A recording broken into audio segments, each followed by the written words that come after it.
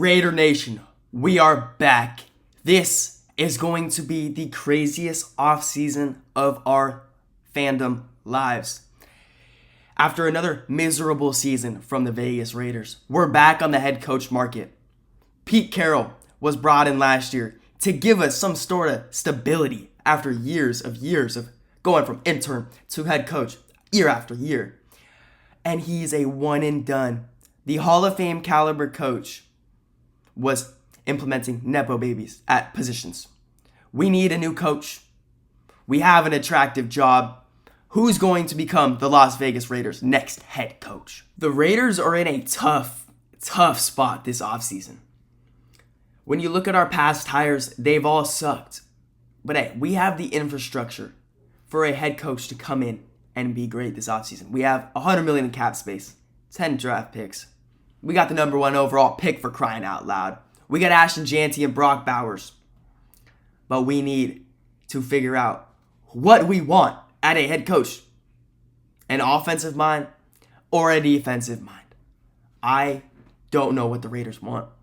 I know what I want. I want an offensive mind. Somewhere, as long as the defensive coordinator brings in an offensive genius, I'm fine with it. We need someone to coach up our number 1 selection in this draft. Has to.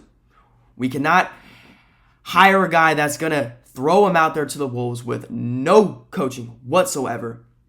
I want a guy to make a connection like Liam Cohen and Trevor Lawrence, Ben Johnson, and Caleb Williams, Jaden Daniels and Cliff Kingsbury, Drake May, and Josh McDaniels. We need something like that. Whether it's head coach or offensive coordinator. That's what I know we need. Look at our division.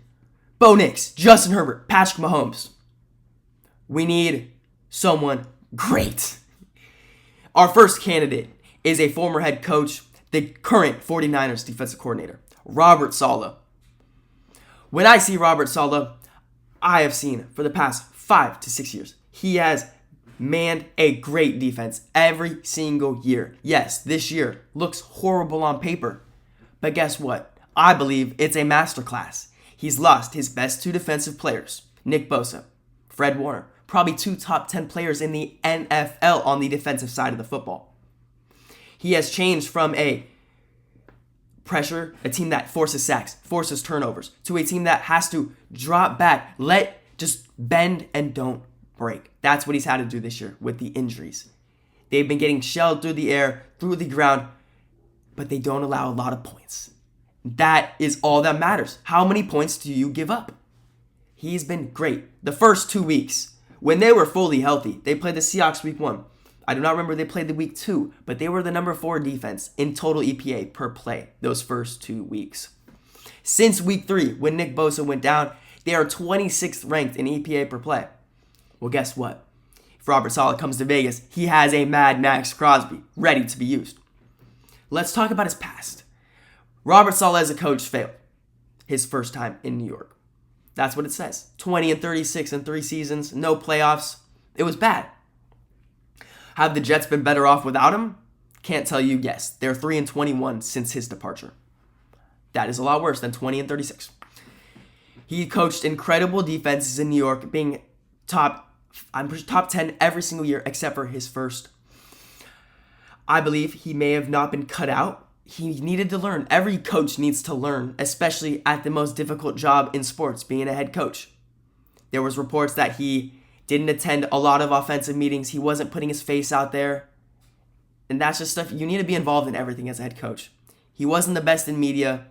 There was a report that says he was very a toxic positivity, which means, I don't know what's toxic positivity. I guess it's not good. They fired him mid-season because the quarterback play was stupid. Saleh is not to be blamed in New York. He had great defenses. It was just the quarterback play that let him down. The GM is asked to bring in the quarterback. He brought him Zach Wilson, one of the bigger busts in our lifetimes. He brought in Aaron Rodgers. That was horrible. That the season they were expected to be good, Aaron Rodgers ran out of the field with a flag and then left 1 minute later. What does Robert Saleh run defensively? He is a strict 4-down lineman. Strict. Very strict. occasional blitzes here and there. He likes to be sink back into coverage. I'd say the one thing he does well is he likes to overload one side of the line of scrimmage. He does that well, gets matchups for his defenders really well on the line of scrimmage. But I believe he was set up to fail with the New York Jets. He built a top 10 defense. He did his job. The GM did not do his job in getting a great quarterback. I believe second chances are awesome, especially with an offensive coordinator with a great mind next to him. Clay Kubiak from the Niners. We could snatch Mr. McDaniels after he's been let go by the Dolphins. That would be awesome. Robert Saleh, Mike McDaniel as offensive coordinator is beautiful. Bring the Santa Clara winning coaching to the Raiders. It freaking works. Go look at the Texans. They're doing just fine. The nerd himself was fired by the Miami Dolphins today. Mike McDaniels, aka Dirk Diggler, the guy who went from being a nerd to Miami Vice, got fired. This is going to be a controversial one because there's rumors he lost the locker room. No, he didn't lose the locker room. And I'm not saying McDaniels has to be a head coach, but I'm telling you, the only way the Raiders can probably get him is by offering him a head coaching position. Because teams like the Commanders, the Ravens, the Lions are all ringing his phone right this second to bring him in as an offensive coordinator. And they all... Who's picking the Raiders over the Commanders, Ravens, and Lions? Nobody. It's that simple. The Commanders want a guy like McDaniels. They have Adam Peters, former Niner exec. The Raiders are going to have to get him as head coach or pay him a poop load of money like they did with Chip Kelly last offseason. But I would love the matchup of McDaniels at offensive coordinator with a rookie quarterback like Dante Moore or Fernando Mendoza. With the likes of Brock Bowers, could you imagine how he uses them? Oh my God. And then Janty out of the backfield running like agin. Oh my goodness, I could not imagine. That's honestly my dream. I've been saying it this whole season. McDaniels, Saleh, OC head coach would be my favorite combo for this offseason. They're both former head coaches. They both didn't do that great. But how many head coaches are fired? 5+ every offseason. It's so hard to find a good head coach. But guess what? Mike McDaniels is one of the better coaches to be fired. He went 35-31 in Miami, making 2 playoffs, going 0-2 in both.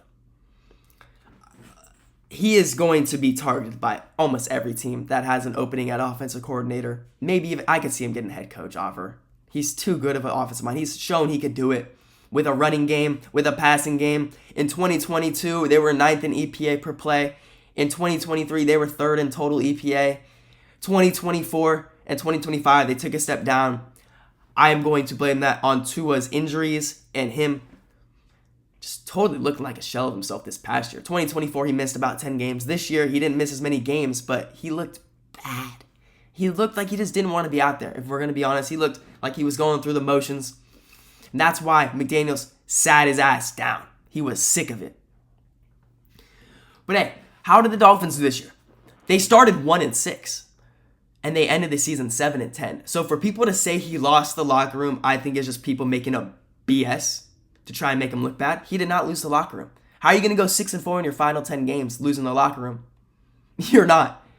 He comes from the Shanahan tree, just like Robert Saleh. Heavy pre-motions. Every play he's running motion. Heavy outside of running scheme. The crack tosses to agin. He loves to get his blockers out in space, get into the second level. He's shown the ability to adapt with Tua, without Tyreek Hill, with injuries everywhere. The offensive line was rebuilt this year. It improved as much, not as much as last year. Last year was bad. This year it improved. I would love to see Ashton Janty in a Devon Achane type of role. Yes, he's not as fast, he's explosive. He would do just as well as Achane in that scheme. I promise you that. But hey, every quarterback, every coach has their flaws. I expect coaches like Saleh and McDaniels to learn from their previous spots. 100%.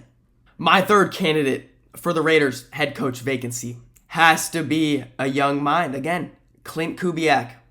He is leading the Seahawks, not leading. He is guiding the Seahawks to a number 1 seed. This is a ballsy choice. But also, if you look at the past, it could be the right choice. With Ben Johnson's success, Liam Cohen's success. I want some of that success, you know what I'm saying? I want a young mind that's just an offensive coordinator. We poach him, and he's great. Knowing the Raiders will probably backfire in our faces. What he's done in Seattle is just like what we saw with the Saints in 2024. But Sam Darnold has stayed healthy throughout the season. One big point for this Seahawks offense is they're number 3 in turnovers this season, and they're still ranked number 14th in EPA per play. Sam Darnold has looked great at times, but Kubiak has made it really easy for him down the stretch. He's taking the ball out of his hands more than he would like. As down the stretch, Sam Darnold has shown he is turnover prone. I would love to see another big matchup for Kubiak against a great defensive mind like Vic Fangio. But he's another guy from Shanahan's tree. He's learned from multiple spots. He's with the Broncos. He was with the Vikings. And guess what? He's learned from the best schemes in the NFL. O'Connell, Shanahan. He's learned a lot. He's also the son of Gary Kubiak. I think it is Gary. Yeah. Shit, my bad. I'm not too old enough. But hey, his process is different. And interviews are important. I'm not sure if he could be the leader. Did we know that with Ben Johnson before the interview process? Did we question that coming into the season? Did we question that during an interview against the Raiders? Yeah, that's going to be questions because we don't know what type of leader he is. He hasn't been asked to answer questions. He hasn't been asked to do stuff as a head coach. We can only see it. But Gary Kubiak, he runs an awesome offense. It's kind of like McDaniels, pretty much alike. They establish the run through outside zones. Big, heavy, play action, under center, RPOs, motions, almost every play, almost every snap. He adapts to his strengths of his players, just like McDaniels, employs 12 personnel. If the Raiders are looking for a head coach, an offensive guy, he has to know how to run 12 personnel. You will be in heaven with Michael Mayer and Brock Bowers, especially with Ashton Jeanty in the backfield. Build a core line, and you are going to have a top-scoring offense in the NFL with a 12 personnel. You're going to have advantages everywhere on the field. Trust me on that one. They run the ball the most in the NFL, the Seahawks.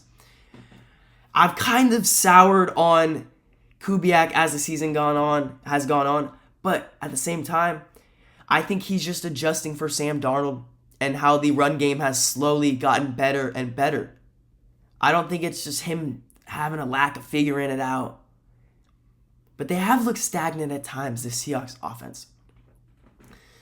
And he's the most unproven out of the bunch. He's only been an offensive coordinator. He hasn't been a head coach like most of our other candidates.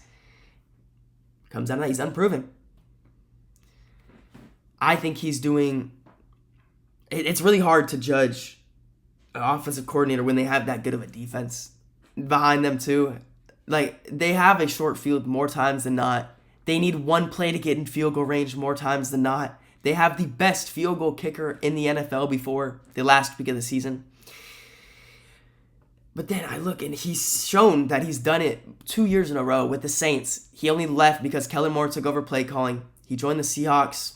Look at them last year. They were bad. They were a bad team. The Seahawks offense, their O-line in general, has taken a big jump this season. They allowed 54 sacks last season. Now they're at 27 this season. Cut in half almost. In the rushing game, they're at 123.3 yards per game compared to 95 last year. And you have seen the running game slowly get better and better and better. And I also think that's on Kubiak saying, okay, more cover two, more quarters. Let's run the ball more. Because Sam Darnold's making mistakes. I think Kubiak is doing really well. Weeks 1 through 6 last year with the Saints, top 5 in EPA per play. He had Derek Carr looking like an MVP candidate. Play action was crazy. The bombs over the middle of the field were wide open. The quick game was awesome. Quick rhythm passing. The outside zone, when it's connecting, this offense is beautiful to watch. It works every possession. It just crushes you. I love how he uses his tight ends. Like I said, if you run 12 personnel, you want to come to the Raiders. They have the core for it. Go get your receiver. Go get an Alec Pierce, and you are going to be loving life in Vegas as the offensive play caller. These are my top 3 candidates for the job if I was the GM of the Las Vegas Raiders. Yes, I know likes of Brian Flores is out there, Kevin Stefanski, guys who have been head coaches before. Kevin Stefanski runs a basic offense, 12 personnel, lacks the excitement. He didn't call plays this past offseason, this past year. He hasn't called plays in 2 months. He traded for Watson. He wanted that done. He pushed out Baker Mayfield. I don't know how you'd want him compared to the likes of Clint Kubiak, Mike McDaniels, and even Robert Saleh. You know what you're going to get, a good offense or a good defense out of them. What are you getting out of Stefanski? Good leadership? Did he do that? Yes, he took the Browns to the playoffs twice. That's crazy. Exactly. That's why someone's going to hire him. For stability. Nothing else. That's why I don't want Stefanski. No thanks. Same goes for Brian Flores. Do you guys not remember what he did to a rookie, Tua Tagovailoa? That stuff sticks. Unless he could answer that in an interview like crazy, if he has a crazy answer for what he said about Tua, Tua's not going to lie about someone coming at his character, coming out telling him he's bad, telling him he sucks, telling him he doesn't belong here. I would never hire a guy who has that background, especially when you're going to be picking a rookie quarterback with the number 1 pick. He ran Tua into the ground that first year, and then look at how he looked with McDaniels after that. Yes, Brian Flores is a genius defensive mind. I just don't think I would ever hire him as a head coach again after what he's done in the past. The suing does not matter. Al Davis sued the NFL too. And I would love John Harbaugh. I just don't think he'd come to this division unless he wants to beat up on Jim, which I doubt that would even happen. I just don't think he'd want to come to the Raiders whatsoever. I would be excited if it happened, if John Harbaugh was the Raiders head coach. But like I've said, this is the biggest head coaching cycle hiring for the Raiders ever. Ever. Do you guys like my candidates? Who do you guys want at head coach? Let me know how you guys would make your decision.